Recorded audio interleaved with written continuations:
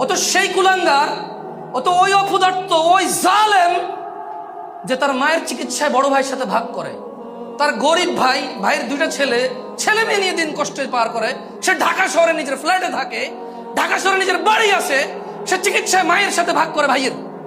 তা কোন ভাই গরিব ভাইটার সাথে ভাগ করে? আমাকে বলছে যুবককে নসিহত করতে। তো যুবক হচ্ছে তো ও যে তার মা পেটের নিচে তাকেই চেনে না। আল্লাহকে তো দেখা যায় না। আল্লাহকে কি দেখা যায়? কিন্তু মাকে তো দেখা যায়। যুবক হচ্ছে ও যে তার বউয়ের কষ্টে কাজা দেয়। আরে তোর ভাবি জানিস, একটা যেমন চাইছি আল্লাহ তেমন দিছে, জানি না কি ভালো কাজ করছি। পেটে যখন বাচ্চা ছিল কি যে কষ্ট, তারপর আমার কষ্ট দেয় নাই। আহারে কষ্ট যদি দেখতি, কিন্তু সে নিজে তার মায়ের পেটে ছিল। তার মা আরো বেশি কষ্ট পাইছে, কারণ অভাবের দিন ছিল। আরে রাজা মহারাজারা কষ্ট পাইছে আগে, এখন তো ফকিরও পায় না। ঢাকা শহরে নাকি ভিক্ষা করে মানুষ 3 তলা বাড়ি করে।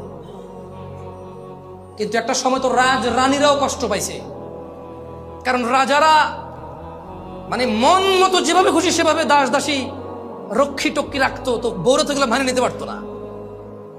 আগের যুগে রানীরও তত সুখ ছিল না, ওর বউয়ের যত সুখ এখন মাশাআল্লাহ। তারপরেও তো 42 ইঞ্চি সিনেমার টিভি না হলে ওর চলে না, বক্স খাট না হলে ওর চলে না, অমুক ব্র্যান্ডের সোফা না হলে চলে না, সিরামিক লাগবে, এসি লাগবে, ফ্যান লাগবে, কাজের মহিলা লাগবে। তরকারি কুটলে এখানে নাকি দাগ পড়ে যায় বেচারার বউয়ের। তারপরে আবার মা এই বাসায় থাকতে হবে কেন? তোমার মা ওই বাসায় থাকে, তোমার ভাইয়ের ছেলেকে তোমার বাপে স্কুলে দিয়ে আসে, তোমার মা ছোটটারে কোলে রাখে। আমাদের এখানে থাকলে তো আমাদের গুলো একটু রাখতে পারে। তাহলে মা লাগবে কেন? বাচ্চা কোলে নেওয়ার জন্য। বাপ লাগবে কেন? বাচ্চা মাদ্রাসায় দিয়ে আসার জন্য। তো এই যুবকরা আমি কি বলবো? আমাকে বলেন আপনারা যুবককে নসিহত করতে। ও আল্লাহ সম্পর্কে ওকে কি বলবো? ওর মা ওকে পেটে নিছে, অভাবের সংসার ছিল, ও নিজে দেখছে, এটা। মেহমান না আসলে গুস্ত খাইতে পারতো না, তো না পারলে কি ওর মা খাইতে পারছে? ও নিজে দেখছে অভাব।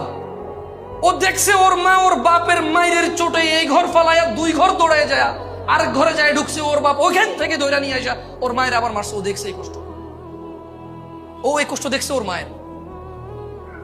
ওর মাকে দেখছে, ওর মায়ের নির্যাতন দেখছে। ওর মা ওর দাদির সাথে সবসময় লাইগা থাকতো কিছু একটা নিয়ে। বাচ্চা কোলে নিলে সমস্যা, কাম কাজ নাই, ফলজ্ঞ হয়েছে, মাইয়জ্ঞ হয়েছে, এটা সারাদিন করে থাকবে, দেখায় আমরা রাজও পালিয়ে দোষগা।